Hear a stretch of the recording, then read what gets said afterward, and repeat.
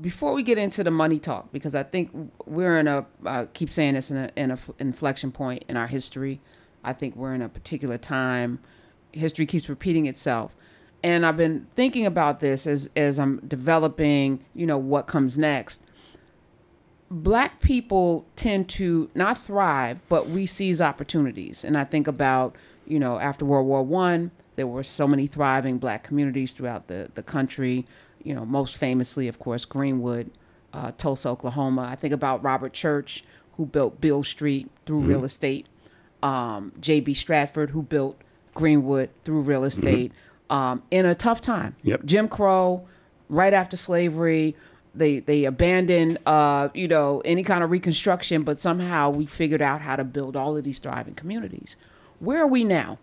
Well, I think one of the differences is during segregation and Jim Crow, white businesses didn't really want much of our business. They didn't want us there. They didn't want us in their facilities. They didn't want us there. So black businesses were able to meet the needs of the black community. And so those businesses had a built-in customer base. When we went to desegregation, which in part was economically driven, these businesses were able to then take black customers. If you look, there's no better example than black banks.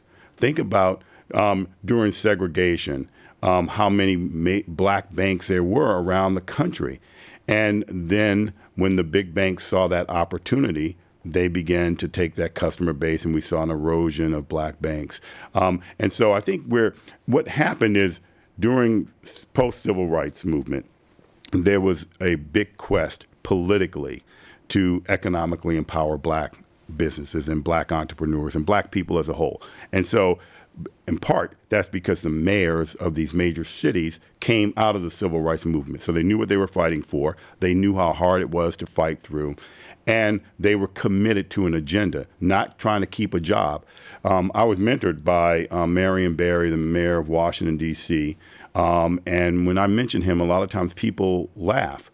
And I say to them, well, did you know he was a co-founder of SNCC? Did you know that he was its first president? Did you know he marched with Dr. King? And I remember vividly, I was in my mid-20s, and I'd gotten invited to a event that he was doing in Nassau, Bahamas, with the then Prime Minister Piddling of the Bahamas. And we were at the pool relaxing, and I looked at his legs. I mean, and his legs had all these scars and so forth on them. And I asked him, and it was because of the billy clubs, the dogs, and everything else during the civil rights movement.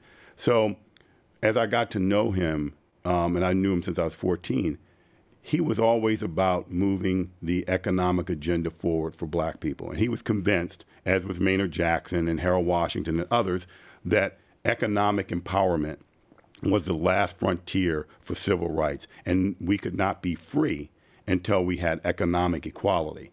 And then the system went to take those men down. And people look at, oh, he was arrested by the FBI, or Coleman Young of Detroit was investigated by the FBI. But what people don't remember, and they forget, is that it was the FBI who tried to discredit Martin Luther King and wiretapped him and invaded his privacy and tried to disrupt his marriage and discredit him. It was the FBI who tried to discredit and create the conflict in the Nation of Islam, and led to and it's most likely the FBI who killed Martin Luther King, who participated in killing Robert Kennedy and John Kennedy, and also Malcolm X. And so in the end of the day, these governmental institutions have been targeting us for a very long time. And we can't, and so what they did is they scared everyone, many people, into saying, hey, I don't want the will of the government coming at me.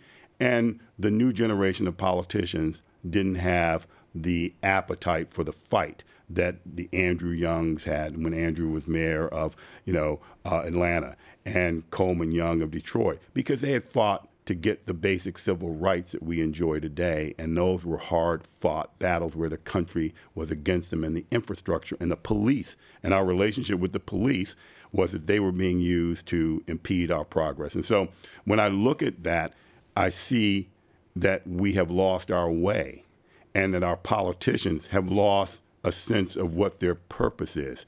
And I tell members of the Black Caucus all the time. I used to chair the Congressional Black Caucus Foundation Board. I tell them all the time, they weren't sent to Washington, D.C. to be Democrats. They were sent to Washington, D.C. to advocate for their constituencies because it's the House of Representatives, and they're there to represent our agenda.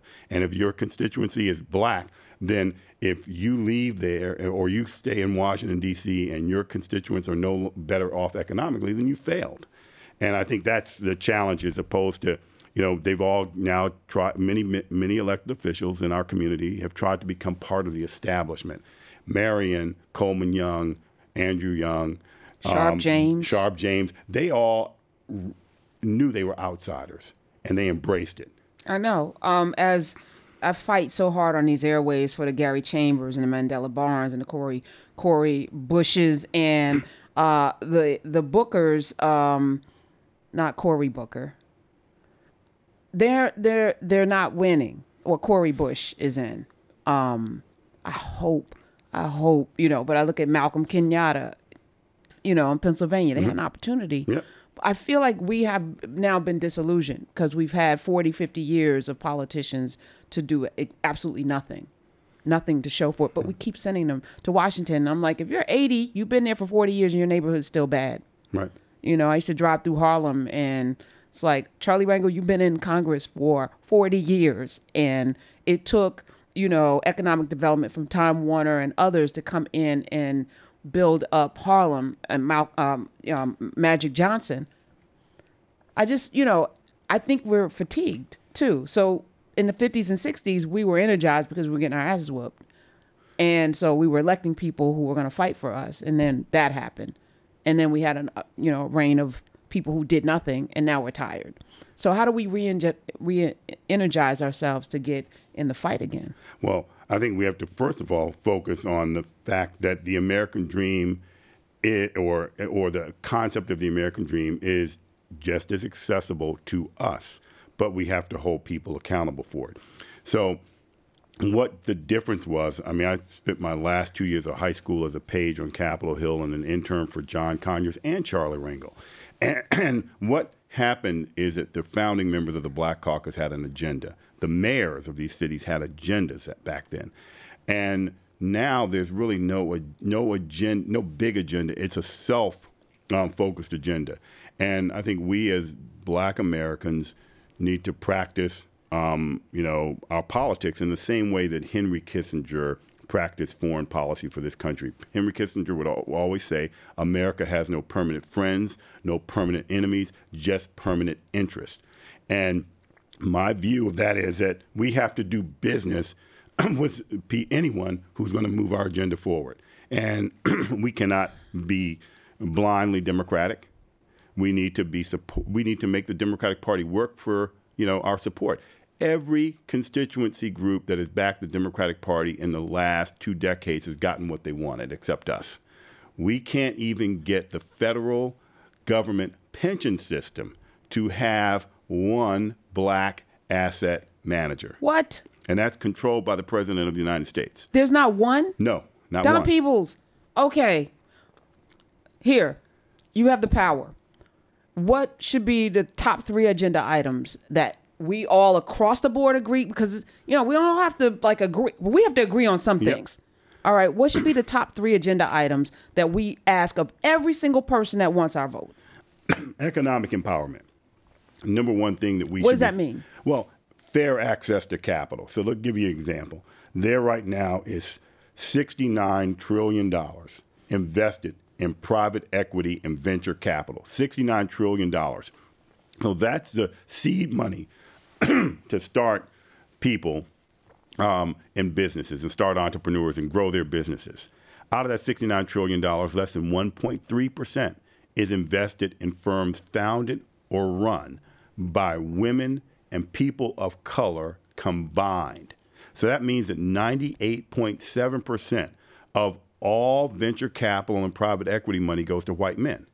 So, and yet, the number one group that starts small businesses are black women who start about 30% of all small businesses. And so imagine if they had fair access to capital, what kind of businesses we would grow. So that, But that's private equity. That's not. But you know where that money comes from? public employee pension systems. The biggest investor in venture capital and private equity are public employee pension systems like New York City.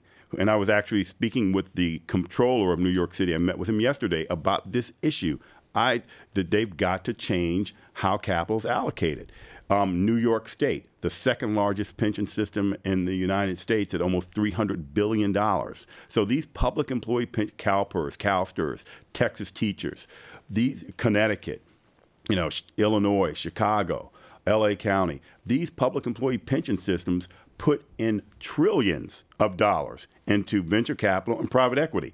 That money is from government workers, school teachers, firefighters, EMTs, et cetera, and many of them are women, and many are people of color, and we can't even get fair access to our own money. So how could we ever stand a chance? So the first call to action is to tell every politician you want to make sure that African Americans receive 13% of all venture capital and private equity investment. That would be a game changer. I don't think we know the through line. I just had a conversation last night in a space that we created called Nubia, and we were talking about, we had Dr. Reynolds came in, we were talking about pensions and how they're failing. There are people, like I'm the beneficiary of having a pension in New York. I'm good. Right. But if you're in Kentucky, you're not good. Right. You may not ever see your money that you worked hard to put in, and there's no through line to let us know that my investments are going. It feels like the Freedmen's Bank. Right. It feels like the Freedmen's Bank, where people put money in, expecting somebody to take care of it, and they're out there doing wild things, losing everybody's money, and then you retire and you have nothing. Well, they're giving that money to some of the biggest private equity firms in the country that don't hire any of us to manage it or work there. And then that money is much of that money is invested outside of this country and outside of the market. So if Kentucky's investing in a private equity fund, the chances of them investing that money in Kentucky are remote. So it makes no sense. And the idea is that by investing in these big firms, then they are being safe. Give you an example right now. There's one private equity firm, Blackstone, great company. They just raised $30 billion for their most recent real estate private equity fund. $30 billion.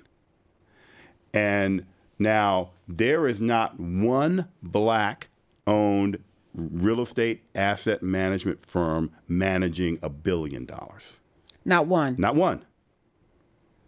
And many of these public employee pension systems, which is what I was talking to Controller Lander about yesterday, is they don't invest in first-time funds. Well, if there are no black funds now, how can you get one if you won't invest in first-time funds? Where do you so, hey, we don't invest in first-time funds, then when you're on your second or third fund, come to us. But how do we get to our first fund? Right, if no one's it reminds me of Maynard Jackson making that commitment in Atlanta, even though there were now contractors that had the quote-unquote resume, well, let's make room for this. There has to be a commitment.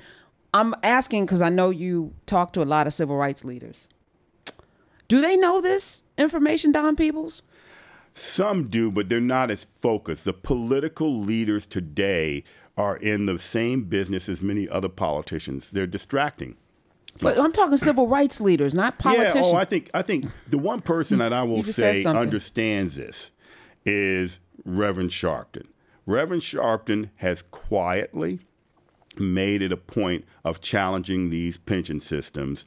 And if you look at any of the major black asset managers, Robert Smith, Tracy Maitland, Jim Reynolds, and other firms, Basis, Tammy Jones, they can all trace some results of access to opportunity because Reverend Sharpton stepped in and made a call or said, look, we don't care who you invest in, just start investing in some black firms. But he's by himself pretty much. I was going to say, and why should it be quiet? And why not make it a whole coalition? When I first started here, I envisioned, the NAACP having its thing that it would do, that it would, break open the levers, the Urban League, which would be perfect because it's set up perfectly all over the country to have that as its... The Urban League is more conflict averse.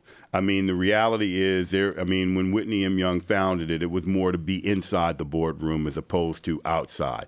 And I think that you can open the door from inside, but you get a little more co-opted because you get some of the spoils of victory inside. Marion and, John Lewis, who I got to spend a lot of time with, especially when I chaired the Black Caucus, and having rights and opportunity denied to you and denied to your people based on the color of your skin created a level of commitment that is, unmatched. And they were knocking on these doors and kicking them in. And I think that's what we have to do. And you cannot really do that as an insider as much because you get co-opted. And history has shown us. I mean, we've had some black CEOs of major companies. They've done very little to move the needle because they're not empowered. They're still employees. I can talk like this because I own my own company and I'm free because so what if someone doesn't like me? I'll go somewhere else and get a loan. I'll figure it out. But I don't have to worry about going to a board of directors that's going to chastise me for speaking out about what I believe in. And I think that that's why we need more black entrepreneurs. Earl Graves. I mean, he was telling the story of black entrepreneurship. In fact, part of the reason that I got into business is as a young teenager, I started reading Black Enterprise. And I saw, in between Black Enterprise, Ebony, and Jet, I saw people of color, black people, doing things. So I got a chance to say, okay, well, maybe that is obtainable for me. And so black entrepreneurs, we have the power to challenge the system, but you got to be willing to get into harm's way. And our politicians are generally not willing to get in harm's way. Even many of our so-called civil rights leaders are not willing to get into harm's way. The one, as I say before, and I don't want to hit a dead horse, the one I say before is that the person who's willing to get into harm's way, from what I've seen, is Al Sharpton, because he's not afraid. And okay. More strategic. So, at least my experience on the economic side. No, I'm not saying that he's not afraid, but I do think, to your point, the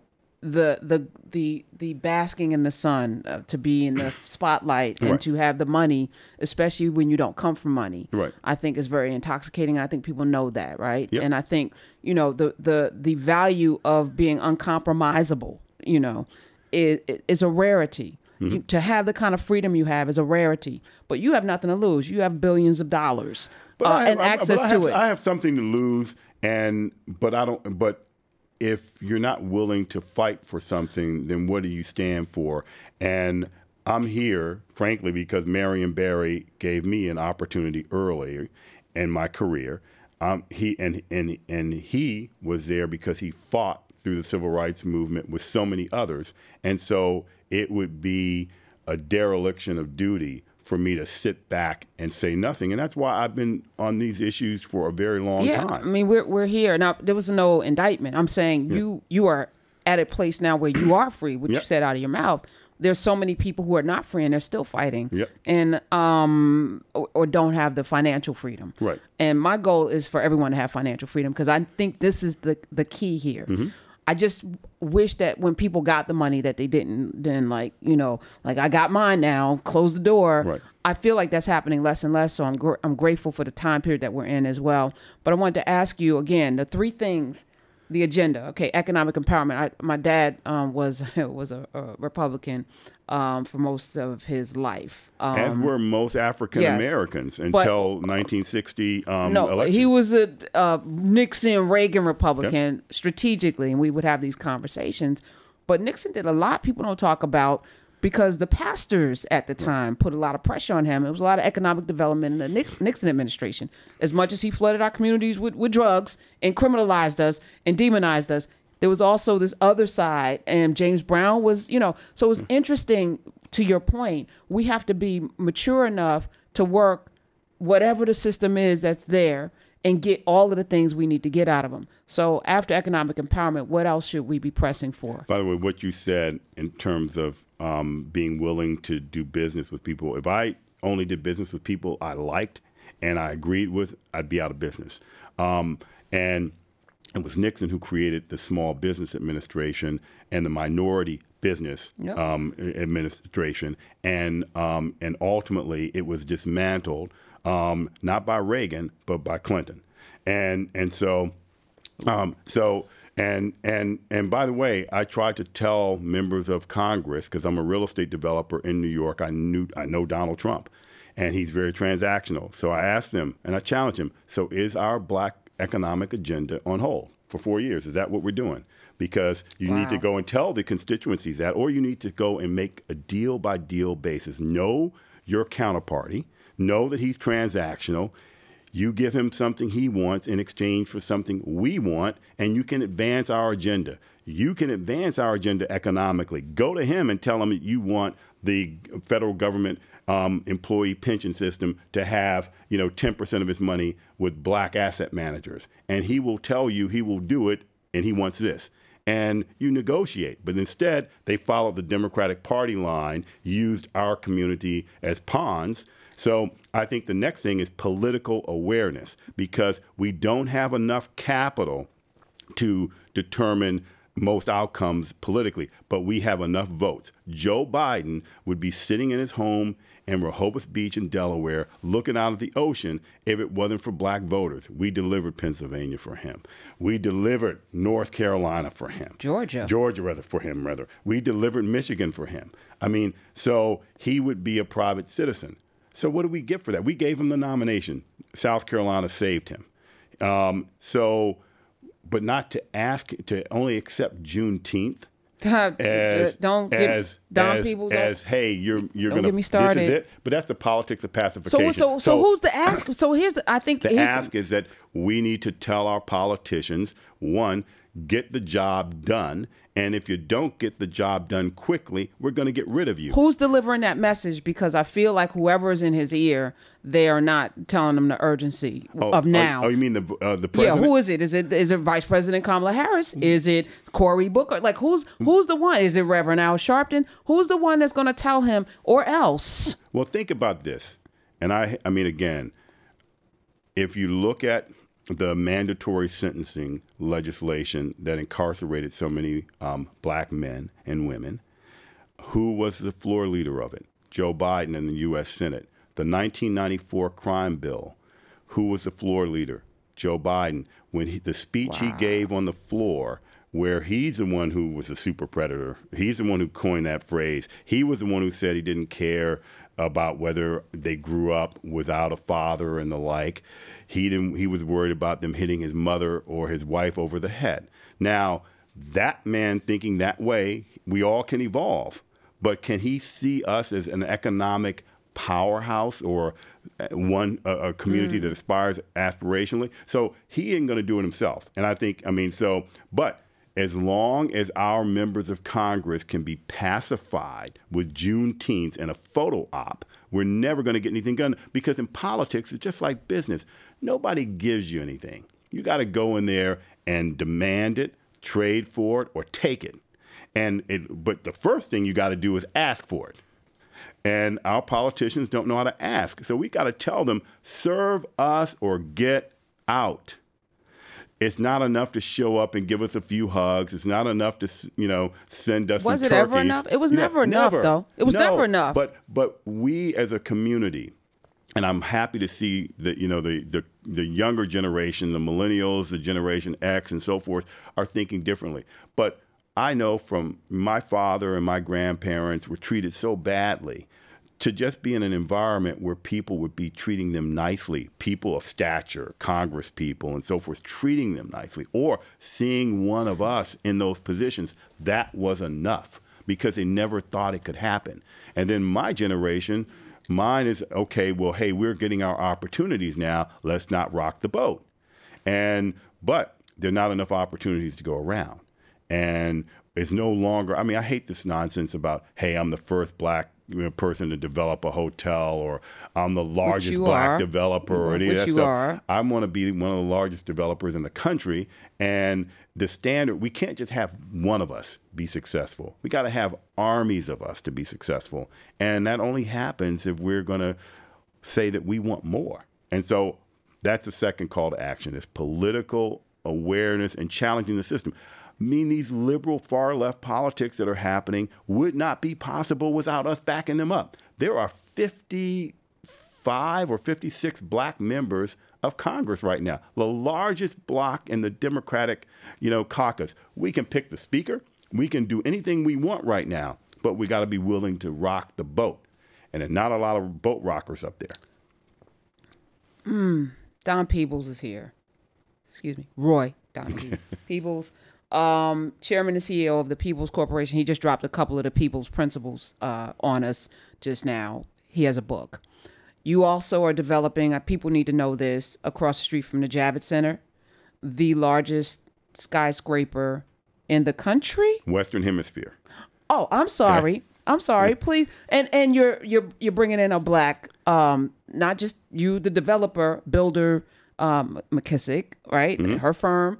And you have a cadre of black people who will be erecting this, I want to call it an edifice, this huge monstrosity of a building. So please tell the people about that, because that was vision. Well, look, when I came to New York to begin to do business, I was having, a meeting with Al Sharpton in the Grand Havana Club, and he had me look out. It was the sun had set and all the lights were on, and these buildings. He asked me to come over here, look out the window, and I looked out the window, and he said, "Well, what do you see?" I said, "I see a great skyline." He says, "But what don't you see?" And I said, "I don't know." He says, "Not one of those buildings is owned by one of us. Not one of them has been built by one of us, and you should change that." And that got me focused a bit on New York. So to this day, there is not a major skyscraper in New York City, Manhattan, any of the boroughs built by an African-American developer. There isn't one designed by an African-American architect. And there isn't one built by a black contractor. Now think about this. This is a city that's 27% black, and yet not one in the major industry in the city. Because if New York is known by anything, for anything, it's a skyline. So when this opportunity to bid on Site K across from the Javits Center came about, I decided to take a closer look at it, and I felt that we had a chance to do something special. So we wanted to build, so I wanted to have an all-black team, so it's 80% black-owned. I wanted us to have a black architect, so I got David Adjaye, who did the Museum for African American History and Culture and one of the top architects in the world.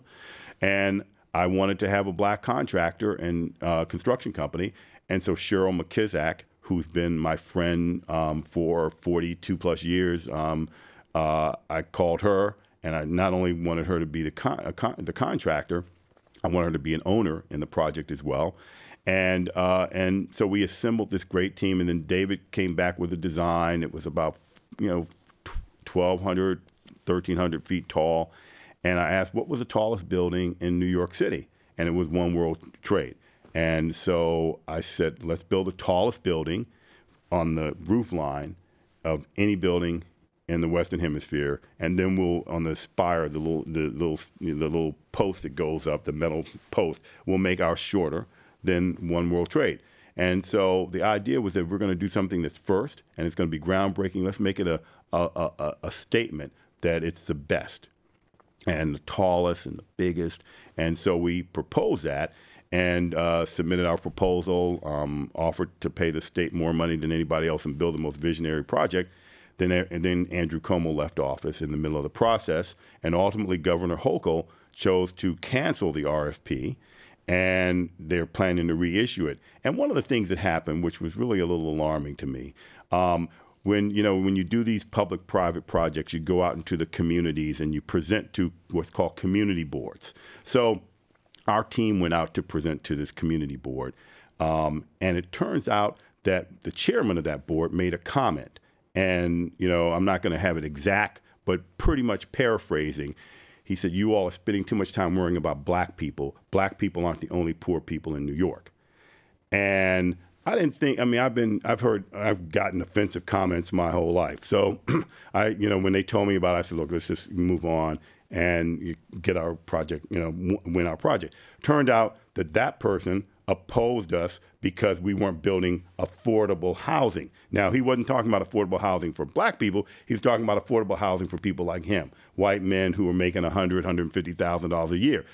But now 2 weeks ago, this guy was in the news, and he made a comment because he was at an event and was speaking to one of his board members, a woman, and made a very derogatory comment about her, and that I won't repeat. And then the newspapers picked it up. So now I realize that this guy has a problem with women and black people. So I'm going to be calling for him to step down, because I think, the idea of building housing at all, yet alone affordable housing across the street from the convention center, when we're building two hotels, offices, housing the NAACP and so forth there, we think that that's a greater purpose. And I'm sure the governor has greater vision than that. I'm sure she does. So, when we come back, because this is one of your principles too, you're not letting any slights go. Love that. We are kindred.